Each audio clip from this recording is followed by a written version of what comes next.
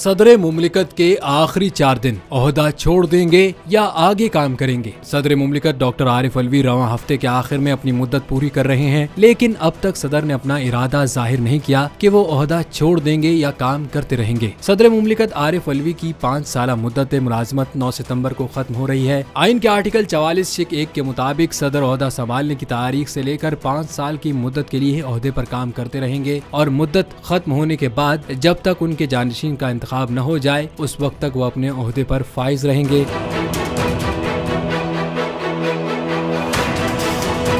सदर के ओहदे पर फाइज शख्स इस ओहदे के लिए दोबारा इंतखाब का अहल होगा, लेकिन कोई शख्स इस ओहदे पर मुसलसल 2 मियादों से ज्यादा नहीं रह सकता। मौजूदा हालात में सदर आरिफ के अपने ओहदे की मियाद से आगे काम करते रहने का सवाल एक ऐसा मामला है जो तयशुदा है और आइन में ऐसी कोई बात दर्ज नहीं जिसकी तशरीह करते हुए सदर को ओहदे की मियाद मुकम्मल करने के बाद ओहदे से हटाने पर मजबूर किया जा सके। ताहम अगर वो अपनी मुद्दत पूरी होने पर अज खुद ओहदा छोड़ने का इंतखाब करते हैं तो ऐसी सूरत में आइन में उनके मुतबादिल के लिए वाज़ेह बात मौजूद है, लेकिन आइन वाज़ेह तौर पर उन्हें अपने जानशीन के इंतखाब तक ओहदे पर काम करने की इजाजत देता है, चाहे उसमें कितना ही वक्त क्यों न लग जाए।